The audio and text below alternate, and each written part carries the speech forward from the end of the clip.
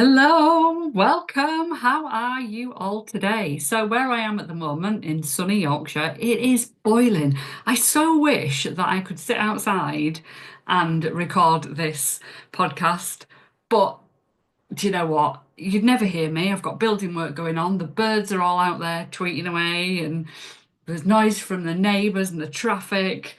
Yeah, and yeah, you know what it's like. You try and use a laptop outside, you can't see the screen. Yeah, it's not going to work, is it? So I'm sat in my office, boiling and wishing I was sat outside. So I hope you're enjoying your day. I'm certainly enjoying mine. I just wish there was more outside in it. Today, I thought I would talk to you about um, your team. So many of you out here in my world, you have teams of people who are in your business with you, running their own direct sales, network marketing businesses themselves. I used to do it as well. I had a team in direct sales. I had one for many, many, many years. And we had ups and downs. We had times when we were all flying. We had times when it was a slog. People would slow down. People would get excited at times and be all in. It's difficult. There's no consistency, or so it seems. And I remember when I first started building a team way back when, way back when. And I remember thinking, oh, they're not doing what I need them to do to hit my targets. They're not, they're not growing. They don't want this. Then the potential for them to do stuff is just amazing, and they're just not getting running with it and getting the sales in or bringing in people of their own. They just don't seem to want it enough. Anybody else feel like this? I know it can't have just been me. And I know it's not just me because lots of people come into my Leader Lounge membership or the mastermind that I run and they say, do you know what? I've got a team, but they're just not doing what I need them to do, or they're just not doing enough for me to keep hitting my targets, to get me to that next level, to keep me at the level I'm at now. So I know it's still happening, and I know that it's not just me. And I want to say this to you right now. If you are feeling like you are wading through treacle when it comes to getting your team to do the do, to be as excited as you are, to want to do something with this business, it's not just you. It isn't you. So, first of all, I want to kind of put all this into perspective. The average time somebody spends in this industry is somewhere between 3 and 6 months. So they come in, they start off, they come in for whatever reason they want to come in. And remember that they come in for whatever reason they want to come in.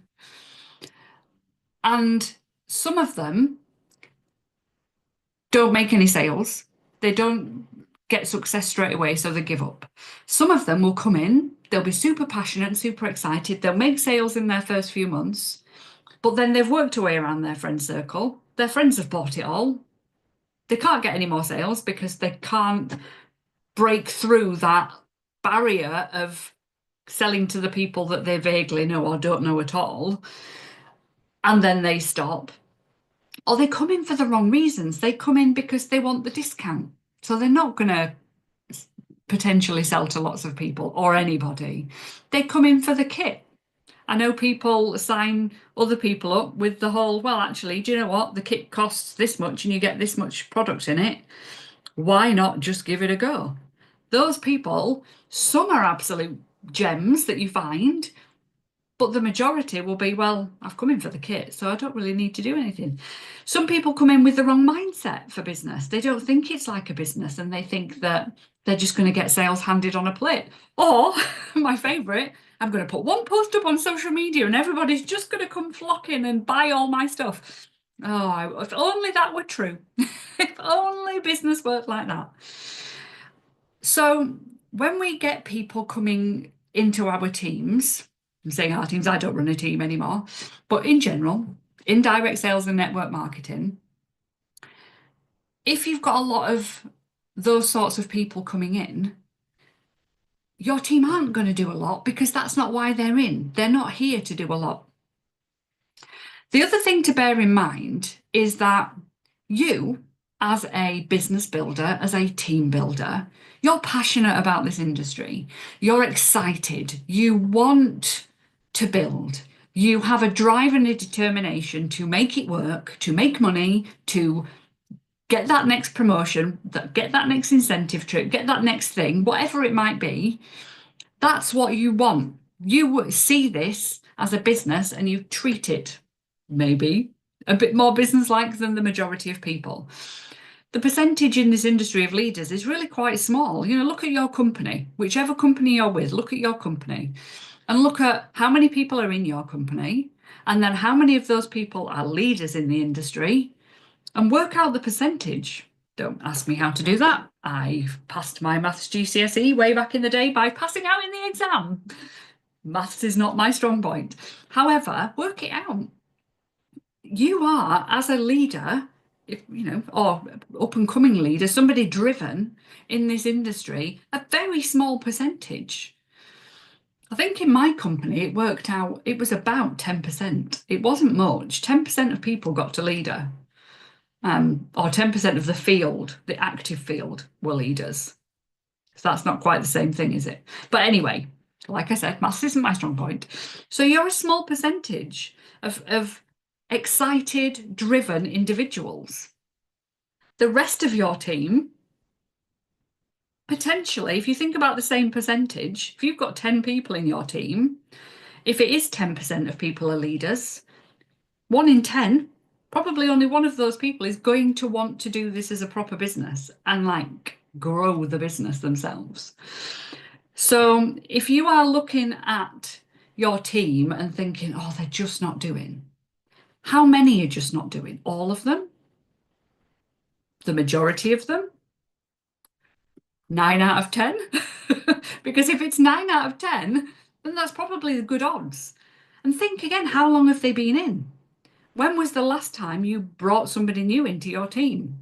If, for example, you've had a team and they've all been in 6 to 8 months more, the average turnaround, like I said just earlier on, is, 3 to 6 months. They might be coming to the end of their time. They might be running out of their friend circle of people to buy for them.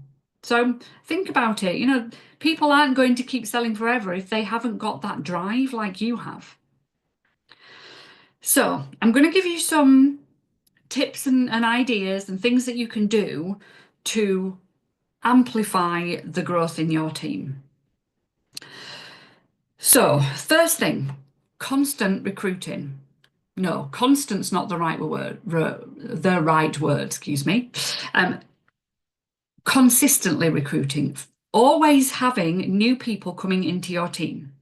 Because what that does, if you are always recruiting, even if it's, 1 a month, 1 every other month, 2 a month, whatever is good for you and how you want to work. I'm not talking hundreds of people coming into your team. I mean, that's great if you want to do that. But, 2's nice. 2's a nice number every month for steady growth. But you do you, all right? So if you can consistently recruit, you're consistently bringing in new people. You've consistently got people coming in with excitement, with a little bit of a drive to do something, hopefully, with that new excitement to energize you and your team and to create that steady stream of new leads for you and for your team sales. Consistently recruiting was the key to my success. I didn't recruit loads and loads and loads to get to the top of my company. I just recruited consistently, anywhere between 1 and 4 a month, usually. Sometimes I had gaps where I didn't recruit for 2 or 3 months, but the majority of the time I was recruiting every month. And it's something I show you how to do. If you're watching this when I went to the 12th of May, if you're watching this before the 20th of May, the 20th of May, I'm running a recruiting skills challenge training. It's free. Come along. I'll put the link below. Or you can find it on any of my socials. Go and have a nosy on my Facebook page, Instagram, TikTok. It's all there. You can come and find it. But if you're consistently recruiting, you're going to work your way to the top, and you're going to teach this simplicity of duplication to your downline as well. So the consistently recruiting side of things, if your team is slowing down, if you can up your game with your recruiting, meet the new people, build the relationships, offer them a problem that fix it, offer them a problem, offer them a solution that fixes their problem. Don't offer them any problems. That's not a good way of selling. But that way, you are always going to be talking about recruiting. You're always going to be talking about your products or your parties or one-to-one services if you have those. That will help you start to get into a routine of bringing in the new, of talking about it consistently, and then bringing in the new consistently. The next thing to think about is how you talk and support your team. How do you talk to your team? How do you support them? So that contact with them on a regular basis, that approachableness of you, that's not a word, but you know what I mean. You know, can they contact you to get help and training and support? Can they tap into training? Can they tap into your training, upline training, team training? Do they feel part of a community? People stay in network marketing and direct sales for the community. So that can make such a difference to how long they stay and the work they put in. Do they have that support network within direct sales for them to get help from? And do they feel like they can come and ask for that support? Not for you to do it for them, not for you to be there at their beck and call. That's not what I mean. But is there a way for them to tap into this? Are they excited about being part of this bigger picture community with you, with the rest of your team, with your uplines team, if that's relevant, with the company? That contact and support is key from the beginning all the way through till they decide that they don't want this anymore. So think about how you keep this contact and support going. The other thing to remember, work with the willing. Now, I am a realist, a proper realist. I'm very optimistic, but I'm a realist. And I think in this industry we need to be, otherwise it will drive us potty, especially when it comes to team building. So some people will do this industry. They will be really good at it. They'll love it. Some people will want help and support and contact and community. Some people won't. And that's okay. If you learn to work with the people who are willing to work, willing to be part of this amazing business, and you work with them and stop trying to revive the dead as such. I know that's a horrible phrase, but those people who have no interest, they ghost you, they don't talk to you, they don't do anything. Why try and wake them? Why try and inspire and motivate them when they drag you down, when they are obviously not wanting to do this? No amount of time and effort and support is going to pick them up off the floor. Yes, keep them involved in what's going on, but work more with the willing. Because what happens when you work with the willing and they start to get success and you start to change your mindset around your team and you concentrate on the people who are giving you that support as well, who are doing the things, who are excited, it either starts to rub off on the people who aren't doing and are ignoring you, or it sends them on their merry way. Either of which is fine. The people who it sends on their merry way, they can become customers again for you. They can disappear off and do something else, but it will save you so much personal energy and time rather than trying to force these people to do something that they don't want to do anymore. Work with those that do want it. All right. And I don't mean this in a horrible way. I just mean it in a practical, realist way. Okay. Work with the willing. It'll save you heartache. It will save you stress, and it will make your business filled with joy. If you don't have anybody willing in your team, go find some more. If you've never watched me before or listened to me before, you'll get used to how blunt I am about these things, especially when it comes to leading a team and developing people. We can only work with those ones who are ready to be worked with, who are ready for big things, who are willing to learn, who are willing to work, who are willing to put the action in. Otherwise, they're not going to get anywhere. They're going to be disheartened. You're going to be disheartened. Anyway, enough on that one. The next thing to think about is, are you leading from the front? If your team is slowing down, are you slowing down? Are you slowing it down? Are you showing them how to do this business by example? I know I was massively successful because I was hugely repeatable, really down to earth, and I showed them what I was doing so they could do it too. And I made that really simple.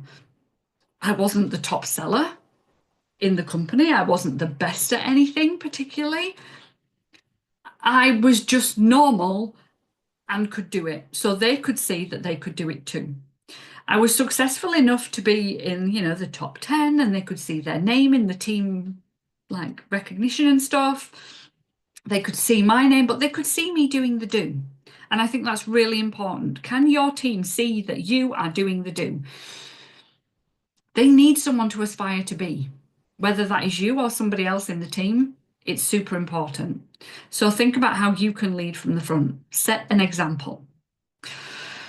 The other thing to think about if your team are slowing down is to find a way to encourage sales or encourage the downline recruiting, depending on where the focus needs to be for you and your team right now. So encouraging sales, this could be incentives, it could be trainings, it could be motivation, it could be little challenges.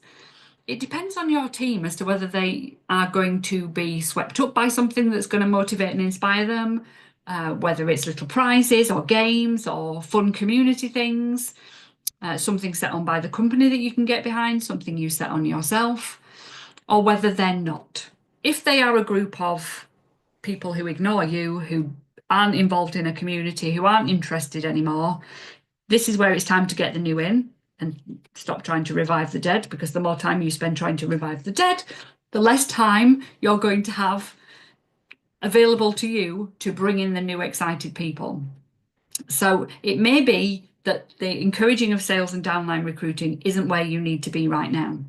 If it is, what can you do? What is going to excite your team? You know your team better than I do.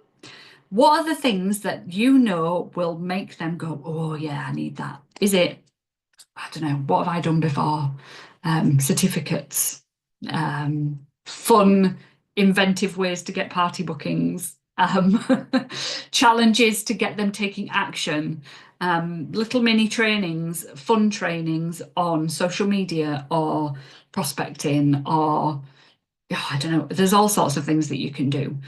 But have a think, what's worked before for you? What's worked for other people in your business and your industry? Can you get some ideas online? Google is great for finding things out, isn't it?